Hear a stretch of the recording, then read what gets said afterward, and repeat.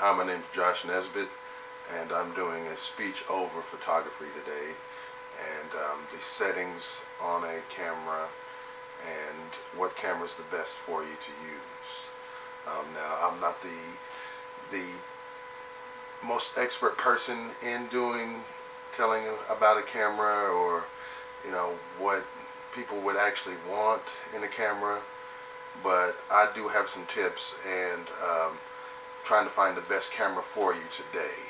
Um, Mainly taking pictures and how to get the shot you've always wanted, get that perfect shot for you. So I've been doing photography now for about 10 years, and people have always told me, my friends and family have always told me that, hey, you take great pictures, so why don't you try and actually, do it for a living, or, you try and be the one to always take the picture for us, So I've taken many great pictures over the years, and I've always seen that I'm always the one behind the camera, and you always see all these pictures that I've taken out there, but you never see me in the actual picture because I'm the one taking the picture. So, I'm yet to actually get in a lot of pictures out there these days. But I've always been a part of great shots and taking great shots for people, and some of them I've taken have end up being hung on people's walls, or in businesses, and it seems like it works out pretty good for everybody for it. So I don't know why I'm not getting paid for this, So let's see. The first thing that I say about taking pictures, or getting a camera is, do your research on what type of camera you actually want to get. There's two different types of cameras to get that are pretty much, the staple of great cameras out there that I believe, at least. One's Nikon, the other one's Canon. Those two right there have always been great cameras to buy, and it kind of depends on what you actually want to spend on a camera, though. You could either go from a couple $100s to a couple $1,000. So it's kind of all up to you on what you want to do, what you're using it for. Are you using it just to take pictures of your friends and family, or are you using it to do professional work, start a business? It's all different type of ways to use your camera for what you want. But Nikon, Canon, those two have been the great names in cameras for personal use, at least, to use. The cameras I've bought over the years have, just like I said, went from a couple $100s to up to $1,000, and I use it for all different type of modes that I want to use it out there.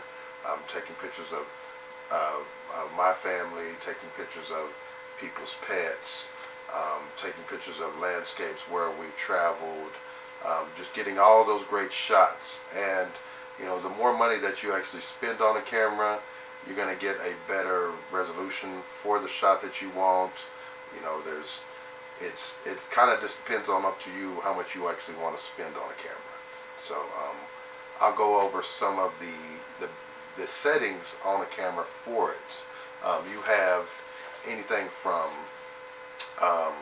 low light settings to beat settings to night vision settings. Some cameras have night vision settings on them that you can take pictures at night. Some cameras you could use with a flash that helps you just get that perfect picture where it lights up the back of you right behind you.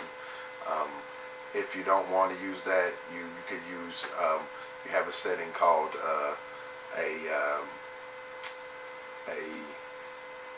micro. It's a micro setting that makes it feel like there's fuzziness all around the outside of the picture, and then the inside is bright, and it just makes the picture pop. So those settings, just different settings on there. If you actually go in and research all the settings that you have with it, then you'll figure out that your camera is actually pretty awesome. So you just have to actually there's two ways to actually research it: is using your owner's manual that comes with it, Or you could, what I've done is you could go on YouTube, and YouTube will give you so much knowledge about how to, of the type of camera that you have. When I bought mine, I bought a Nikon D5300, and I just typed in how to use D5300, and there was video after video of how to actually use this camera, what settings to go through, how to set up your flash, everything that you need out there. It's pretty much there on the internet. So if you have a way to get on the internet and actually look up a lot of these settings, it's going to help you out, and the guys will go over it in detail about how to set it all up and get the best shot that you're looking for, because everybody wants to get that perfect shot of somebody smiling, or somebody running, or different things. The shot that I actually like to get is the shot where everybody's not even looking at the camera, and those ones where they're right in between shots and they might be looking up, or they're combing their hair or something, or somebody's about to sneeze or something like that. You get that great shot that you're not expecting, and that's when it really counts. So I've always liked those type of pictures. It gives for funny moments in the end. So I like those, and people usually will tell me, like, I want that picture when it's all done. So it works out pretty good. Let me see. It all kind of depends on you on what you want to do, though, as far as the money that you want to spend on a camera. The more money that you spend, the more that camera's going to be useful for what you need it to do. Like I said, you could use it for various amounts of things out there, but it will all pay off in the end for you if you get that right camera.